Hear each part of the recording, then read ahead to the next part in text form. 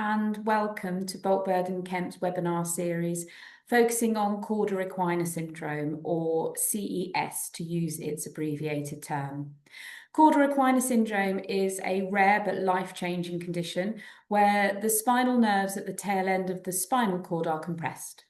Those who suffer with CES can be left with impaired mobility, impacted bowel, bladder and sexual function, as well as pain and ongoing challenges to their mental health. Indeed, CES is a condition which impacts everyone very differently and therefore poses different challenges to different people. Before we get started, please kindly note that this session is being recorded and your cameras and mics have been turned off. You are still able to ask questions and we encourage you to do so. This can be done via the chat function. We may ask some of the question as the webinar is going along, and we may save some until the end. This is the third session in our webinar series, and it's currently October, and October is home to Cauda Equina Awareness Day. And we are really looking forward to using this month to really spotlight the impact CES has on people and those around them. In today's session, we are speaking with Jane Stanbridge. Jane is a highly experienced neurogenic specialist nurse with over 30 years of expertise in spinal cord injuries and complex neurogenic bowel and bladder management. Welcome, Jane. Over to you. Thank you very much. It's always good to have an opportunity to talk about bladder and bowel management because it's something that really affects everyone, and often people focus on the therapy side of things and feel that that's the main way of getting back to their quality of life, etc. But actually we do know that bladder and bowel management is the most important because it stops you doing the therapy. You know, if you're worried about having your bowels open, you're not going to go to hydro, for example. So let me first of all, let me set the scene a little bit with about, you know, what are we talking about here in relation to bladder and bowel management. And I think bladder and bowel management is something which we all take for granted in our own lives until we have something go wrong. So therefore we often don't understand the mechanisms of it. So just briefly, let me highlight a few bits to bear in mind. So our central nervous system is our brain and our spinal cord. It's sending all those pathways back and forth, a bit like your M1, you know, going up your body with all the junctions coming off of it. You could probably tell me that. But what you may not have realised is that it also controls your reflexes. If I was to touch something sharp or hot, that message only has to go to my spinal cord to send a message straight back saying, move it. And then, oh, why did you do that? And when we're talking about, the reason I'm telling you this is because actually we're all born incontinent. So when you're a baby, you wee and poo automatically. It's a reflex action, so that only when we then potty train, at whatever age that may be, is when we then gain control over our bladder and bowel management. So we need to bear that in mind when we're talking about spinal injury, Cauda Equina injury, and how that's affected. Now, confusingly, the spinal cord actually ends around T12, L1, L2 even, depending on which sort of theories or books you're looking at. And so essentially when you were being created in the womb, your central nervous system formed, all the nerves went to all the set places, very finely wired, all the nerves go to set places. But as your bony structure grew, your skeleton, your cord, your central nervous system essentially almost stretched up inside. So this is why the base of your spinal cord is called the Cauda Equina, because it looks like the horse's tail. So rather than it being a thick bundle of spinal cord, it's then into the individual nerves. And this works quite differently to a higher injury.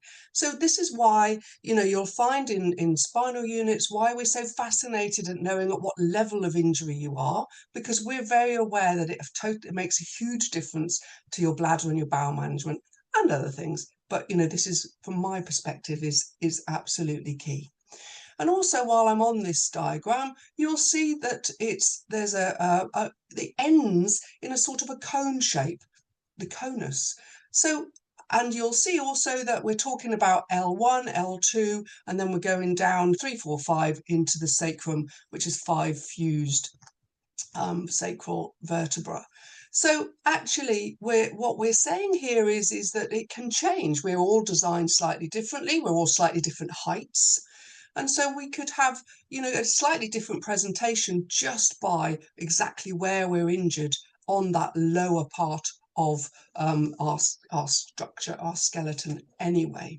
So therefore, actually, yes, where the spinal cord ends is important, and where your level of injury is important, but equally how that affects you is the key thing. And as much as we get fascinated at what level you are and how complete or incomplete you are, actually it's how you present is the bit that I would be interested in. Okay. So why are we so fascinated about the lower end of the spinal cord, the spinal column, should we say, the Cauda Equina? It's because actually the nerves to your legs come out in your lumbar area, and the nerves to your bladder, bowel and sexual function or saddle area, the feelings if you were sitting on a bike saddle, actually all come out at S2, 3 and 4. So regardless of where you have an injury, you're going to have problems with your bladder and your bowel and feelings in your genitals, essentially.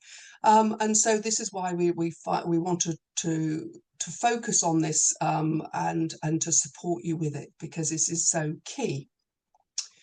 So, and as you've already said for me there, Victoria, it's a rare injury, but it causes these problems of this loss of sensation, the back pain, etc. And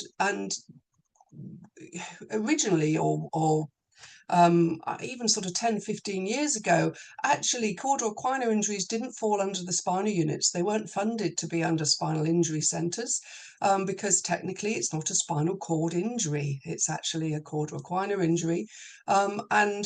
But in those days, there was less knowledge known about it. So often they would be complete. And by that, I mean that they had no sparing below that. It was very much, you've had an injury, you're flaccid below that now. And so therefore, you've got no movement or sensation below where you've had your injury, full stop. The medical world has changed, the safety world, health and safety, how people have accidents has changed, recovery at scene. So now we can really have that mixed presentation, which makes it actually, from my perspective, even harder to sort out routines and management, because we could have this really mixed picture, whereas it used to be a bit more cut and dried. If I'm not making myself clear on that, I'll talk a bit more as we go through, and so hopefully it'll make a little bit more sense as to what I mean. I'm already starting to use words, jargon like flaccid and reflex and spasms and stuff, so I'm aware that these aren't everyday words. But people can be so different. So it could be someone as who can feel their bladder filling, or they're aware of something there, but actually it could kick off at any point. So there's no sort of control there. Or it could be that you can feel that there's something in your rectum, but you can't pass it, or actually you only hear it passing and splashing into the pan, for example. It could be that you've been advised to do various things by healthcare professionals, but actually you don't want to, because actually they feel very alien to do, and it doesn't feel right to do. We could be causing underlying issues. And so I find that a lot of my job role nowadays really is almost trying to explain and persuade people why we need to have these sort of proactive routines. If you are higher spinal injury in a spinal injury centre, we know that it affects absolutely everything. But actually, even with a lower injury, we know that it affects all the key core things the same as a higher injury. So it's really important that you get that support from the spinal injury centres and the spinal charities, so that we can support you fully in these ways. Or if you're a healthcare professional on this, that you can help signpost as well. Because what we do know is that injury to the central nervous system, your brain and your spinal cord, we do know that it's going to result in urinary incontinence or retention. that lack of sensation of being able to pass, or feeling that you need to pass, or being able to coordinate that passing of urine is the problem. We can have dysenergia. That's a posh word of saying uncoordinated. When we wee, we're bladder's meant to squeeze, our sphincters are meant to open, we're meant to pass, we're meant to feel when we pass, and then stop.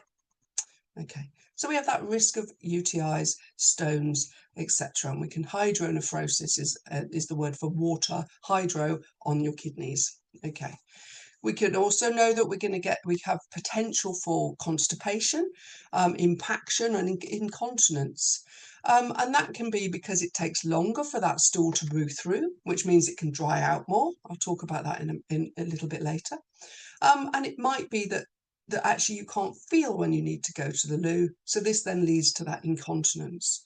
So both of the bladder and the bowel is called neurogenic bladder and bowel dysfunction, and this is something which needs to be managed. I'm using those words again. I'm using, rather than just being able to go to the loo when you feel like it on urge, we're now using words like managing. And even people in the community where we know people have got incontinence issues, they're still not often managed. It can still seem to be on rather a reactive way of dealing with something. Oh, they haven't had their bowels open for several days. I guess we better do something about it. Let's give them some laxatives to help them go. Oh no, now they're going too much. Let's stop that again. And so this sort of reactive bowel routine isn't good enough. We need this to be in control, and we need it to be proactive rather than reactive, because then this will give us your quality of life back. You're controlling it, you to be in control of your bladder and bowels rather than them controlling what you're doing. And that's actually the whole ethos really of any rehab and spinal injury rehab. So why are they important? Routines are really important. Yes, okay, I am admitting that we're taking away that spontaneity of, oh, I'll go for a wee when I feel like it. But actually routines are very important, because if we don't have them in place, we're going to find that things are altered. But it could even be things like confidence. It can be, whether you can get to things in time, because you've got to do a routine first before you go out. So it might be that we alter job times, etc., or it might be that these things are just too restrictive at this point, and so we need to get those routines in place. Any questions at the moment, Victoria, or shall I move on to bladder management in itself? That was a bit more of a summary so far. No questions at the moment, so you can carry on, Jane. Fabulous. Okay. So when we're talking about bladder management, as I've just said, passing urine is actually a reflex. It's actually, we're born incontinent. So regardless of whether you've had a spinal injury, a Cauda Equina injury, your kidneys are still going to filter your blood, create urine, and send it down to your bladder. Okay. So the problem with the challenges with a spinal injury or a Cauda Equina injury is that it then affects that conscious control and that ability to empty. So I've got these words here with a flaccid and reflex. So as I said to you, when you were a baby, you would empty automatically. That is reliant on a message going from your bladder or bowels, travelling up those Cauda Equina nerves, going into the base of your spinal cord, and then send your spinal cord sending you that reflex message back.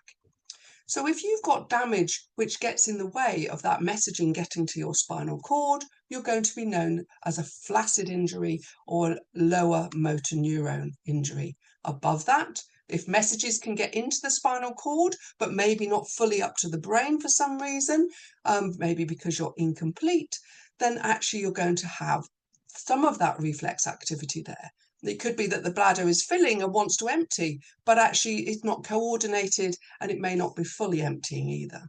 So this is why, you can have this really quite mixed picture of why, in theory, you should be, you shouldn't be able to feel, you shouldn't be able to do anything, and your bladder should just fill and it shouldn't empty. But in actual fact, it could be quite confusing messages. Sometimes it holds, sometimes it doesn't. Why is that?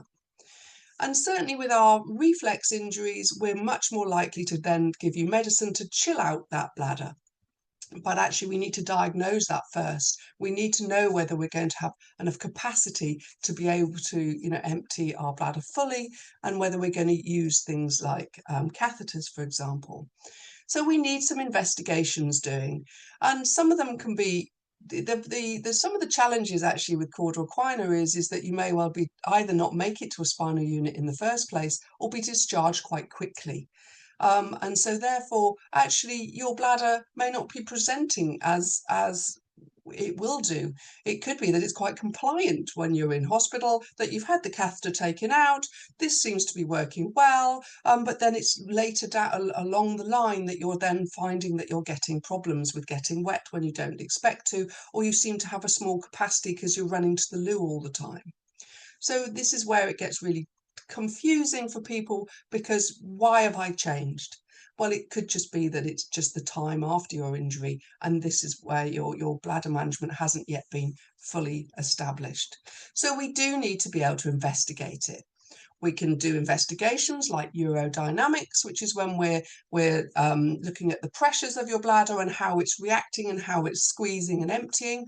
But equally, keeping records is really important. I'm sure if you've ever been sent to a local sort of urology bladder and bowel clinic, they're going to send you away with a chart, and you're like, well, what does this tell me? This doesn't tell me why it's doing it. But we need to gather information. So I need to know, what are you putting in the top end, and when is it coming out? When are you weeing? And how is that? How strong is it? Could you feel it? Did you get wet in between?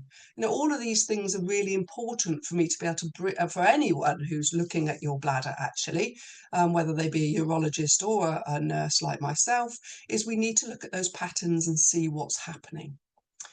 And so then we can decide, what are the options for this? Oh, we've got a bladder that seems to want to wee too often. Oh, well, let's give it some medication to chill it out.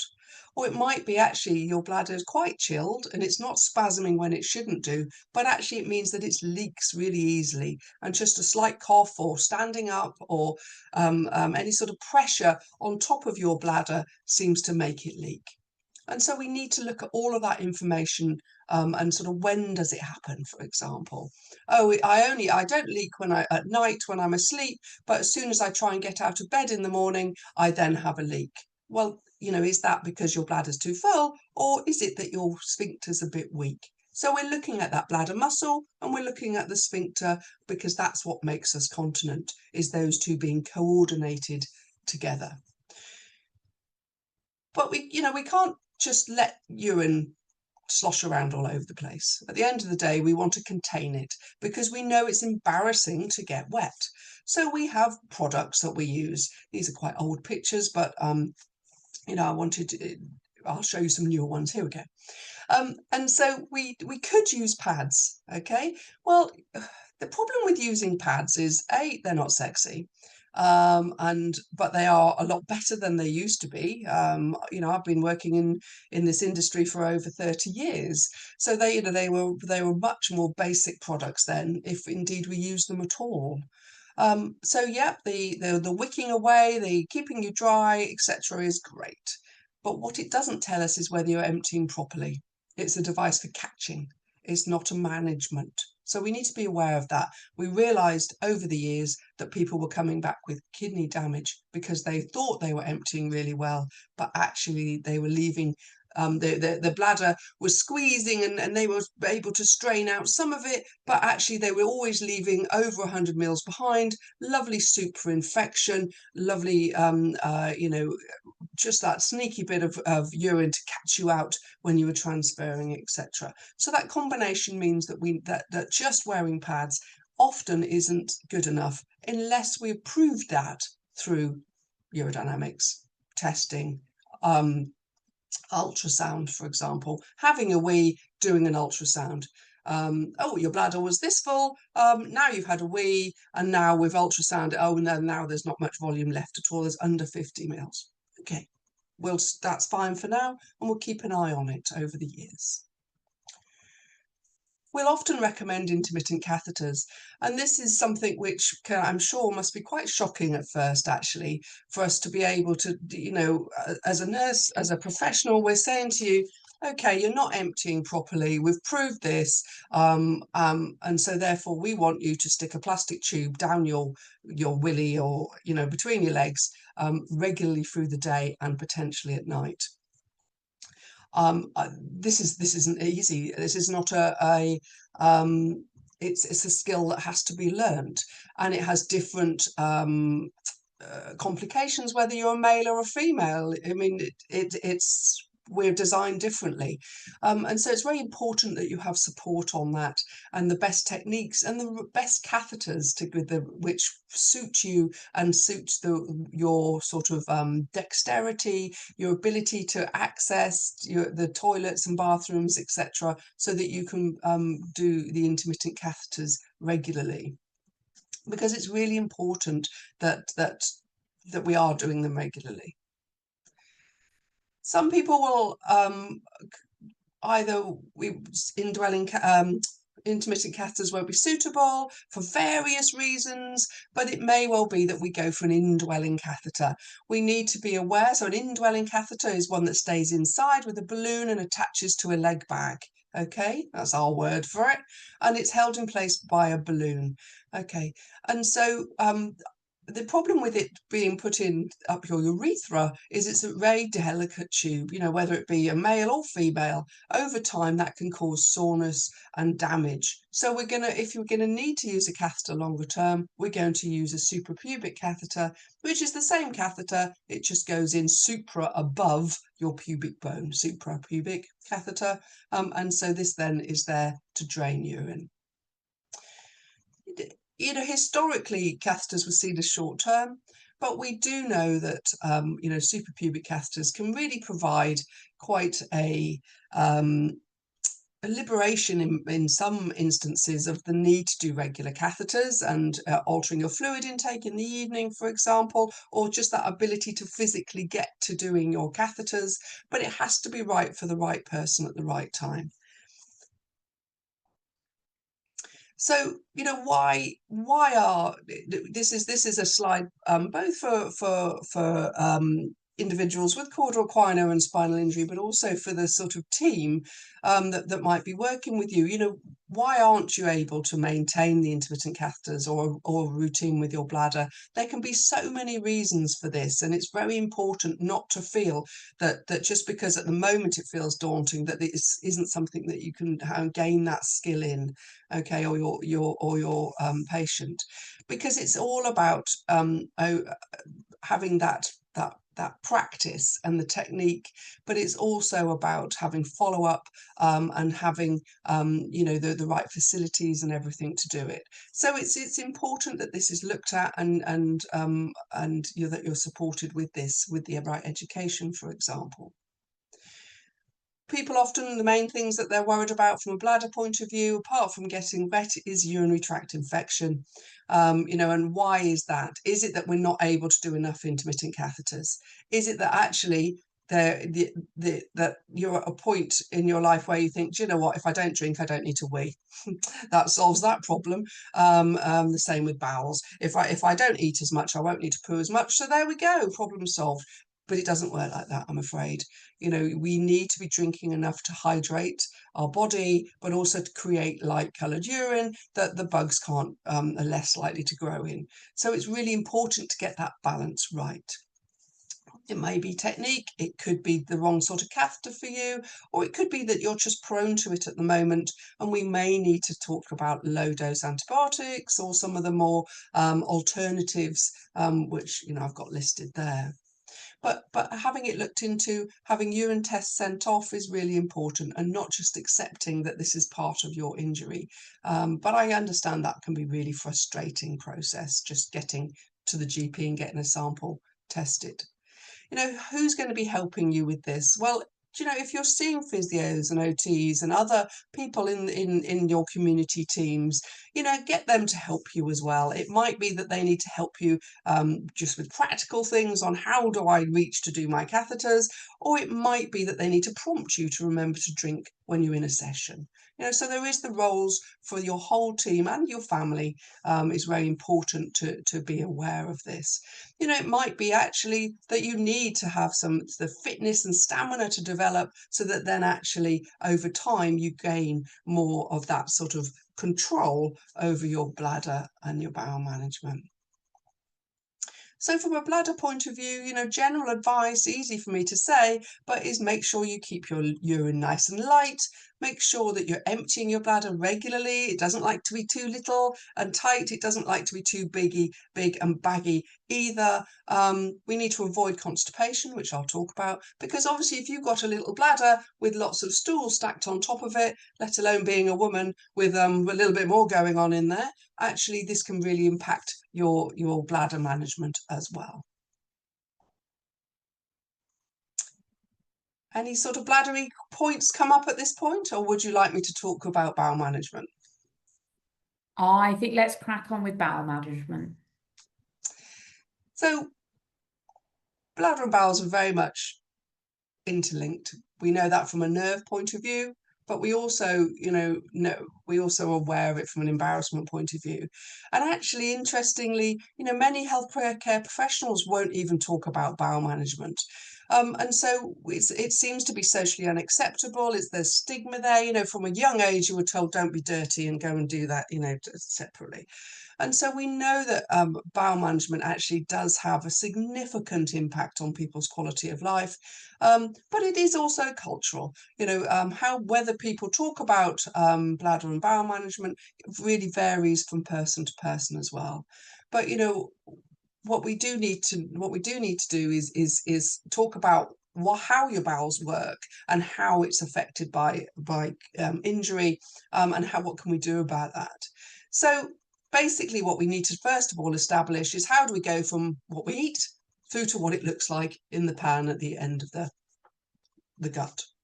This is a really busy slide. I'm going to talk you through it quickly, but basically what I'm saying here is that your gut is one long tube from top to bottom, literally. It's got specialist sections which do different things to it, but it is one long tube. So therefore, anything you do at the top end affects lower down. So just smelling your food, just chewing your food is enough to get those guts going. So actually regular eating is really important, rather than just say eating once a day. Oh, if I only eat once a day, then I won't go to the loo so often. Well, no, actually, you're then stopping and starting this conveyor belt, and actually it doesn't like that very much. And so it functions much better with arguably little and often. So as you swallow your food, it comes down into your stomach. We add lots of water and gastric juices and acids, etc. to it to break down that food, because actually we can't absorb our chicken and carrots into our bloodstream. It needs to be broken down into smaller particles. It goes into your small intestine. Your small intestine is 4 to 6 meters long. So that's huge, isn't it? Massive surface area. And its job role is to absorb all the nutrients and proteins and carbs and all the good, the bad and the ugly that you've put in the top end is getting absorbed out in your small intestine. Apart from the water, 95% of the water is still remaining in your intestine at this point. It then goes into your large intestine, also known as your colon. That's about a meter 25-ish. It looks different on the pictures because its job role is different.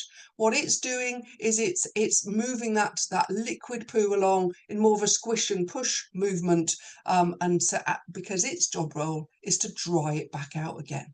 So it's lent it all of this fluid to digest it, to help it move through, for the villi to move it along. It now needs to dry it back out to rehydrate yourself. You lent it the fluid, but equally it needs to get it looking like we're used to seeing it when we have a poo. So as it goes through your colon, it absorbs, and what's left behind is your insoluble fibre, skin cells, and sort of anything else that's not digested, but the majority is. So also the food, the waste of the food also ferments, and it creates gas. So as it's going along, it's moving along and down, and it comes down to your sigmoid colon. This is your natural U-bend. It holds there and regularly presents down into your rectum. And you're not often aware of this necessarily until there's enough of it for it to send those stretch receptors up to your spinal cord, up to your brain to go, oh, you've got a bit of wind in here, or oh, there's a bit of stool here. Or more importantly, if there's loose stool, it will send a really urgent message going, go to the loo now. And the chances are you'll go, oh, I'm just going to go for a wee, and off you'd go, because you wouldn't actually admit to me that you were going to go and have a runny poo, because that's embarrassing. But, you know, this is the way we work. But if it's gas or solid stool, you will then be given a choice. Do you want to pass it now? Is your mic off? Is your screen off? Yes, it is. Well, hey, we can deal with a bit of letting a bit of wind out now, and we'll keep that solid stool till later after this session. And what gives us that control is that ability to feel gas, liquid or solid, and our anus, which has 2 rings of muscle, our internal and external sphincters. And the internal one rests shut automatically. When you're a baby, it would be shut, the poo would come round, it would open, they would poo. Nappy on, nappy off, didn't matter. That's when it would be automatic. The external sphincter is part of your pelvic floor. Okay, you can now start to see why we bang on about pelvic floor muscles so much. Your pelvic floor is what stops you from passing that wind and that stool and urine for that matter, because you have the ability to clench it and stop that automatic reflex arc happening. Okay, you hadn't probably thought of that before your injury. But now this is really important, because as I've just said, this is what I've just said, is how do you stop yourself from passing is you feel it, you squeeze it, and you stop it, and you wait till later. So after Cauda Equina, actually those feelings of accuracy of what is it there is either lost or is altered severely. So we now have that risk of bowel accidents. Now this is a peculiar spinal injury word I've realised over the years, that means when you have your bowels open at an unplanned time. Okay, so even if, you know, if you plan to go for a poo in the morning, but actually you got a bit of a, oh, I think I might need to go to the loo at lunchtime, and you got it in the loo, you would see that as being quite a successful poo potentially. I would see that as an accident because it happened when you weren't expecting it. Okay. I've realised that this isn't a word that's used across the industry. And we know that that risk of constipation is really quite real because of that slower transit, the less mobility, for example, makes a big difference to that stool drying up as it goes through. So again, we've got these 2 words. We've got our reflex injuries and our flaccid injuries. So again, it's all about whether any messaging can get into the base of the spinal cord or not, and whether it can send down any squeezing motions to help bring that stool down. So, but a lot of the time, our lower injuries would be classed as being flaccid. That means the stool will move through, but it will get into the rectum, and then there won't be that sort of innervation and squeeze to move it down. So therefore, we have different ways of managing it. If we've got a bit of reflex activity there, a bit of natural, well, there's something there, I need to squeeze it out, then we're going to use maybe things like suppositories. So it really does, make a difference as to whether what your level is, do you have any sparing, what can you feel? So I don't actually need to examine my patients, to see what they can feel and what they can't necessarily. It's useful. As a medical, as a nurse, we're always interested in touching and squeezing anything, but actually what is more important for me to know is what can you, or if I'm talking to a professional here, what can they feel? Can they tell if it's gas, liquid and solid? And is it accurate? Because the amount of people that will tell me that they can feel, I can feel, my bowels are fine, I can feel. Okay, but can you tell what it is? Oh no. Well, in that case, if it's just wind, you've stopped your trip to go out or whatever because you've got this sensation of something being there, but you don't know what it is. And so therefore, it's really important to get that definition there and still have a routine. You know, on the whole, anything that I'm telling you to do today actually won't cause you any long-term harm. In fact, if anything, it will protect you from the longer-term complications. And if over time your injury changes and you do gain back more sensation, for example, or more strength or more fitness that helps you with your bladder and bowels, you know, we haven't done anything wrong. But if we're in the meantime we're really constipated, we're really struggling with passing stool, we're having bowel accidents all the time, which is stopping you achieving your therapy, for example, or going out or just going to work, whatever it may be, then actually we need a routine now. So what is a routine? There we go. I've talked about management. I'm talking about routines. I'm putting rules in place here, I'm afraid. But actually they work. These are rules that work. So what helps? Regularity is really important. You know, if you're the type of personality that is a wake up, eat breakfast, have lunch, have dinner, you know, type style of eating person, that's quite useful.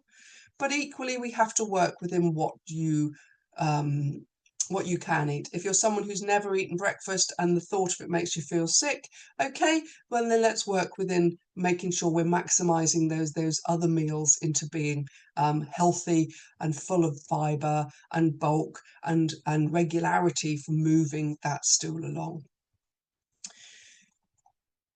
So what sort of things are we talking about here? Well, regular diet, you know, don't assume that everyone knows what a good diet is. I mean, I know what a good diet is. It doesn't mean to say I eat it. You know, do as I say, not as I do. But, you know, actually sometimes we all need a bit of support in that. And it might be worth, you know, talking to a dietitian, whether that be via your GP, not so easy to get hold of, got to be honest, or having a look at, you know, what sort of nutritional advice there is from the charities or online, because actually you may be almost eating too much fibre. You've thought, right, I've been told I've got to eat well, I've got to eat a good diet, and you're adding all bran to your bran flakes and fruit and everything on. Then lunch you're having a lot of fruit and vegetables again. Dinner is a sort of a repeat, and in actual fact you can actually be overdoing it. Because at the end of the day, it is one long tube and we've got to get all of that through. But equally, if you're not eating enough and your diet is too, there's not much fibre in there, you're eating more white-based things. Because, you know, remember that your sort of white bread, white pasta, things which haven't got the skins, the husks, the outer bits of our fruit and grains and vegetables, actually mean that there's less form to them. We need that insoluble fibre to give us bulk to move through. We don't absorb it and get nutrition from it, but it's what gives you the consistency of your stool. So therefore, this is really important for it to be able to move through well. Things that to be aware, though, that you can be doing your best, but actually sabotaging yourself by, say, things that overstimulate your bowel can be things like alcohol. You know, people always blame the dodgy tummy on Saturday on the curry Friday. Actually, it was probably the beer that you had with it that was the issue, actually, not the spices. So just putting that out there, for example.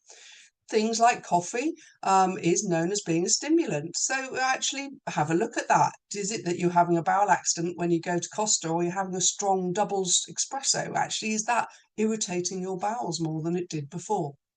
Be cautious of things like pure fruit juices, dried fruit, etc. Actually, they're not necessarily your friend. They may have more bulk to them than you realise, or more sugars. And so that's not, you know, necessarily the best way around. It might be better to eat things fresh and whole. Low calorie things has really come onto the scene and causing issues, because actually they are synthetic, so your body doesn't know what to do with them. So at best it's going to speed it through, at worst it's going to add more water to it and speed it through, giving you a looser stool and possibly, you know, giving you a dodgy tummy as well. So things like low calorie drinks, you think you're doing yourself a favour by cutting to the low calorie squash because you've been told you've got to drink so much now, but in actual fact you're irritating your bowels. So have a look at what things that you may you know, have changed, that's if you've got a change that's happened and you don't really know why. Harder stool, constipated stool, yeah, if you're not drinking enough, your body will dry that poo out more, fact. But often it is more that you need, that it's because of your injury, the slowness of your gut that's causing the problems. So we may well need to put in some laxatives, for example. They work differently. We've got our softeners, which keep that stool consistency softer as it moves through. And we've got our stimulants like senna, which gives you timing. So what we'd be suggesting is that you have a good type 4 stool or 3, or if you're on your feet, you might go slightly firmer, to be honest. But we want it to come out in the morning before we get up and go to work or therapy or whatever we're doing. So then we would advise the senna the night before so that it helps it to move along in the morning. So in the morning, you've had a poo and you're feeling safe and secure for the rest of the day by influencing these laxatives. And then with the catheters, I've now got to come to the sort of the bit that no one ever wants me to talk about bit of the talk. And this is digital interventions. I'm really sorry. It's not an app on your phone. Okay, the end of your fingers are known as digits. And so digital interventions is actually saying using yours or someone's finger to help to have your bowels open. So we may be using it to see what's in your bottom, to see if there's a hard lump sitting there. We might be using it against the bowel lining to help it squeeze and empty, but you need to have some reflex activity there. We might be using it to put suppositories in, for example. Or we might be using it to purely just remove that stool. We used to call it manual evacuation. I don't mind if you still do, but the proper word for it is digital removal of feces. But actually physically removing your stool morning and evening is actually seen as being acceptable management and a good way of stopping yourself from having accidents in between. But that's quite hard to get used to. And the fact that I've worked in spinal injuries since I was 18, so I know no different. But I realised that actually there were, for a lot, me saying, oh, and I need you to be able to do digital interventions is a bit shocking. But they do work. So there is pros and cons to these things. We could try rubbing our tummy to help that stool move along. It also helps to move wind along. And, I need to bring up straining. If you're a low injury, the chances are you're going to be sitting on the loo and pushing down to wee and to poo. And we really need to try not to do that. A little bit of straining is normal when we have a poo, but if you're holding your breath and you're bearing down, then actually you're going to cause yourself internal problems. We could talk about prolapse. At the end of the day, your pelvic floor is only so strong. If you're regularly pushing down on it, you're going to cause it stress and problems with that. So we really need to not have that as a main way of managing bowels and bladder. Okay, and that's why we're always talking about how are you doing this? You say you're passing normally, but what does that actually mean in reality? And this is where straining comes into it. For some, this is obviously a whistle-stop tour of bowel management as a whole here, but we could use irrigation. Sometimes people call it peristine. That's purely because it was the first one. It's Dyson, Hoover, that sort of thing, but irrigation, this is about using warm water up your rectum to help stimulate that stool to move down. You're not washing it out, you're stimulating that stool, and will be done in conjunction with maybe some digital interventions as well. And what is a good bowel routine? To be honest, it's in the spinal injuries, Cauda Equina world, it's known as taking less than an hour. So yeah, we do need to build this into your routines, that we are going to expect this to take a little bit of time. We want you to not get constipation, we don't want you to have accidents, and we want you to not be worrying about it. Or at least it not be the first thought that's there all the time when you're going out, you're going to work, you're going to socialise. Okay. And some quotes, obviously I've talked to lots of people over the years, and for a lot of people, they do actually say, who've been injured for a little while, will be saying, actually, providing I eat well, I don't have a problem. I have my bowels open every morning, and it's no issues. And then we'll have the odd example where it was blooming awful. And, you know, and what are we trying to avoid here? Accidents, most definitely, but we've also got to be looking at, you know, longer term complications.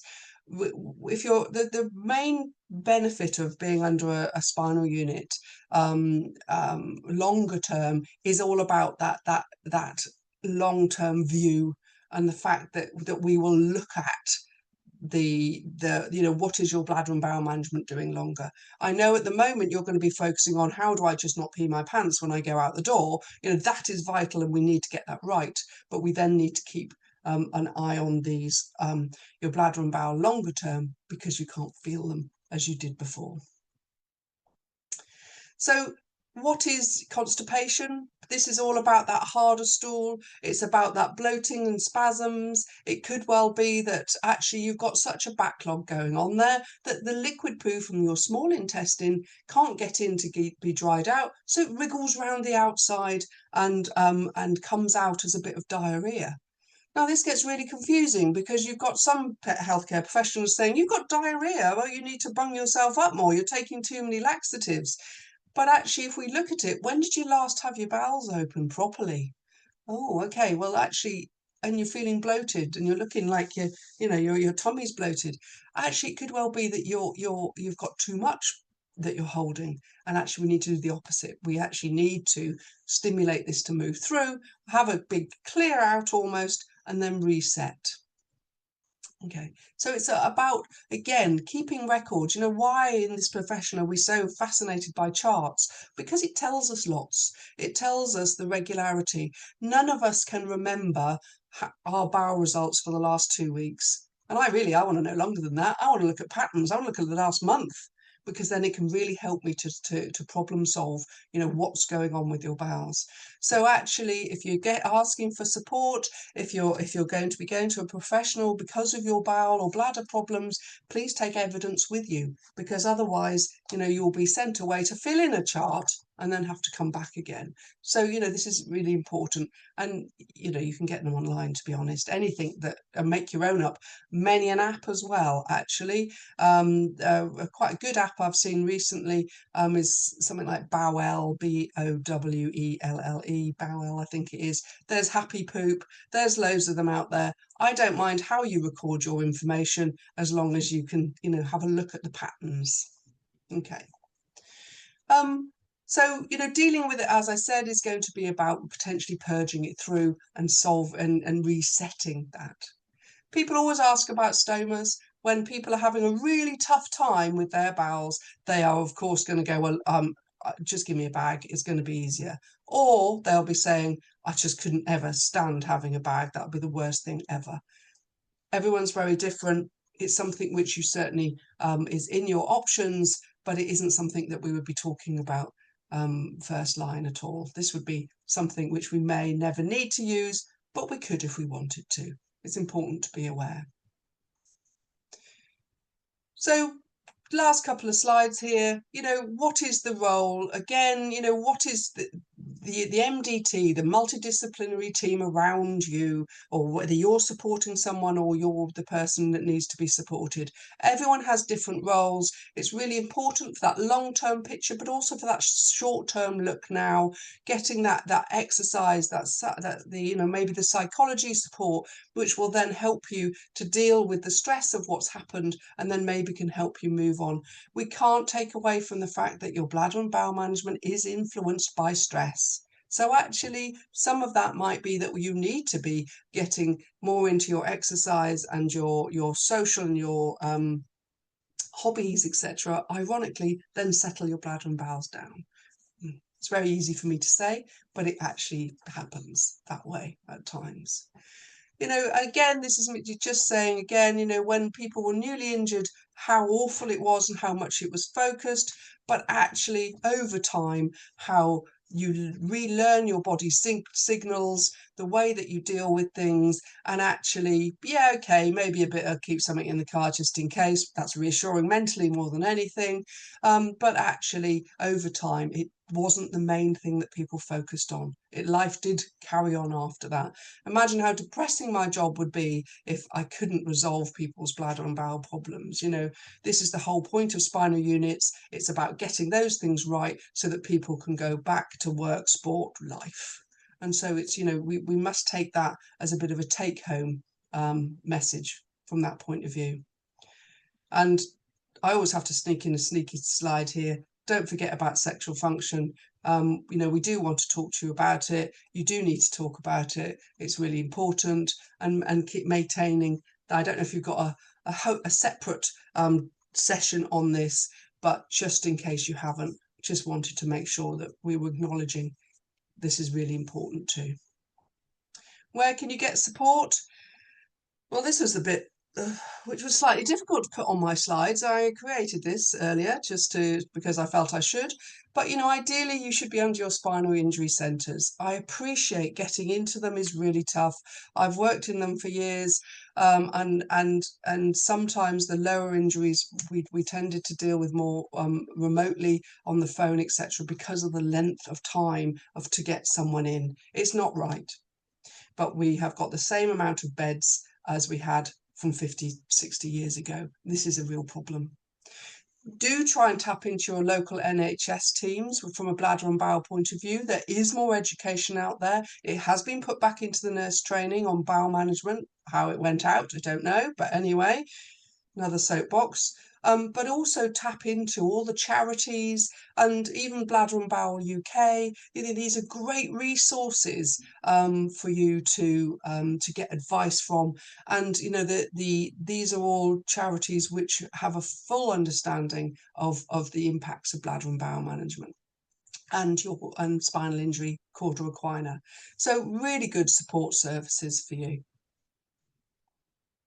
Any questions?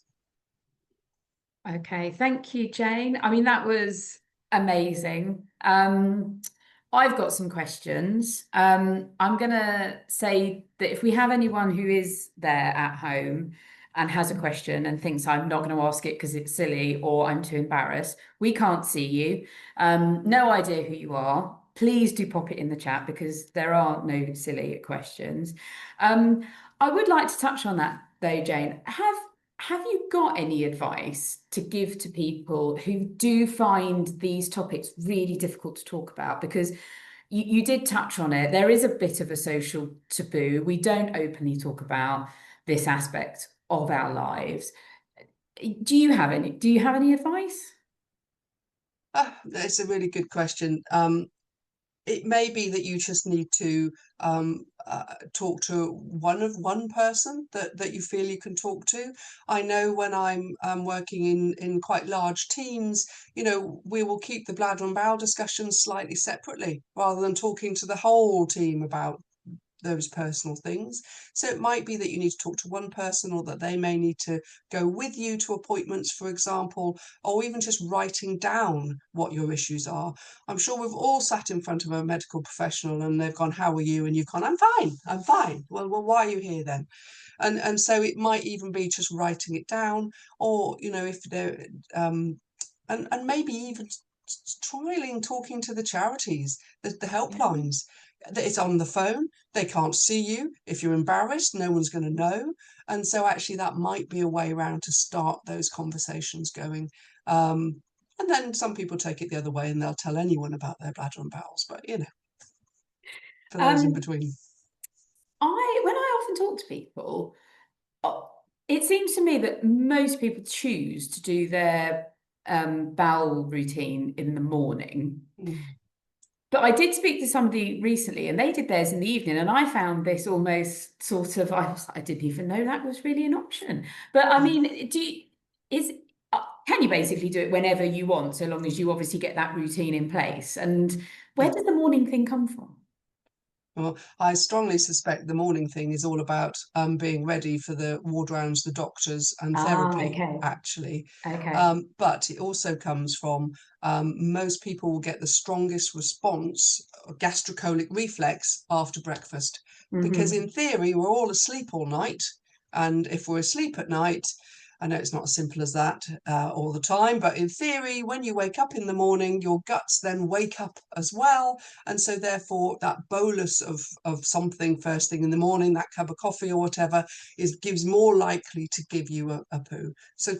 So capitalizing on those sort of little tricks is sometimes what really helps to have your bowels open in the morning. You know, wake up, have a drink, have something to eat, go and give yourself that time on the loo. Maybe that you will automatically have your bowels open at that point. You know, it's something actually we can all tweak. It's something, you know, I travel all over the country and I definitely do not want to have my bowels open on a train. That has no appeal to me whatsoever. So I will make sure that I've woken up in time so that I've had my breakfast and likely have gone to the loo in the morning before I leave.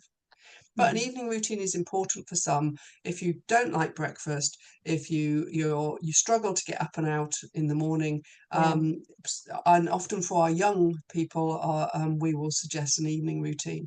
It just really depends. You know, our children will often, you know, go in the evening. That because it's such an important issue, and it's I think that's often the side of it that people actually don't appreciate is, as you say, you know, you might be looking probably for an hour, probably if actually you're really on it, everything's going really to plan. You know, if you've got a job that starts at 9 and you'd normally be leaving the house at 7:30, well, that person's probably adding an hour getting up at 5:30 instead of 6:30. It has a huge knock-on effect to people. It does, and the exhaustion of it, and you know, the fatigue of the injury anyway. You know, you start adding all of these things together, and yeah, it's needs to be taken. Need to be kind to yourself sometimes. Yeah, I love that. It's lovely advice, actually, Jane. I've got one more question. So if anyone else is thinking this is going to be your chance, you're going to lose your chance soon. But what I wanted to ask about are people entitled to catheters and things on the NHS? Because I do find sometimes people, especially I think people that are discharged very quickly, end up paying for things that maybe they shouldn't. Oh yeah, that's a very good question, actually. Yes, is the short answer is yes. You know, we have all of these devices on prescription, full stop. Okay, we've got to add slightly more to that. They may not necessarily be the exact product that you want, and it's quite a postcode lottery as to who provides those products in the first place. Is it by your GP? Is it via a prescription service? Is it, you know, is it commissioned by that area? And so actually what your product range is could be slightly different to maybe what you wanted. Your spinal units can help you argue that if there is one product that would be specifically good for you, or your, you know, the charities, etc. And certainly with things like pads, actually, I mean, I don't advocate wearing pads, but you know, there may be times when they would be useful for you.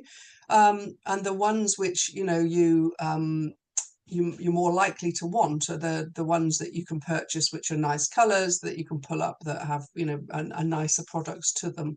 And so, you know, there are points where some of them are private purchase only. But I would then argue maybe use them for a short amount of time, and then let's get rid of those. Let's get those routines sorted so we don't need them. But yeah, so and irrigation, you know, for example, all of these things are on prescription. Okay, wonderful. Thank you then, Jane. Before I let you go and before we say goodbye to everything, you did mention stoma. We do have a separate webinar series, which is on our SCI Hub. If anyone is interested in learning a little bit more about stoma, we heard from a gastroenterologist all about sort of what it entails. And we also heard from some lived experiences on somebody who'd had one and had very positive experience, and someone who actually hadn't had one yet and probably thought that he didn't want one. So that's on our website for anybody that might want to have a look at that. Otherwise, all that is left is for me to say a huge thank you, Jane, for your time today. I found that really informative. I learned some things about my body that I didn't know. And I'm sure this will be incredibly useful for everyone who is watching now and who may watch it later on our hub. So thank you everyone for your time today. Goodbye. Thank you. And welcome to Bolt Burdon Kemp's webinar series focusing on Cauda Equina Syndrome, or CES to use its abbreviated term. Cauda Equina Syndrome is a rare but life-changing condition where the spinal nerves at the tail end of the spinal cord are compressed. Those who suffer with CES can be left with impaired mobility, impacted bowel, bladder and sexual function, as well as pain and ongoing challenges to their mental health. Indeed, CES is a condition which impacts everyone very differently and therefore poses different challenges to different people. Before we get started, please kindly note that this session is being recorded and your cameras and mics have been turned off. You are still able to ask questions and we encourage you to do so. This can be done via the chat function. We may ask some of the question as the webinar is going along, and we may save some until the end. This is the third session in our webinar series, and it's currently October, and October is home to Cauda Equina Awareness Day. And we are really looking forward to using this month to really spotlight the impact CES has on people and those around them. In today's session, we are speaking with Jane Stanbridge. Jane is a highly experienced neurogenic specialist nurse with over 30 years of expertise in spinal cord injuries and complex neurogenic bowel and bladder management. Welcome, Jane. Over to you. Thank you very much. It's always good to have an opportunity to talk about bladder and bowel management because it's something that really affects everyone, and often people focus on the therapy side of things and feel that that's the main way of getting back to their quality of life, etc. But actually we do know that bladder and bowel management is the most important because it stops you doing the therapy. You know, if you're worried about having your bowels open, you're not going to go to hydro, for example. So let me first of all, let me set the scene a little bit with about, you know, what are we talking about here in relation to bladder and bowel management. And I think bladder and bowel management is something which we all take for granted in our own lives until we have something go wrong. So therefore we often don't understand the mechanisms of it. So just briefly, let me highlight a few bits to bear in mind. So our central nervous system is our brain and our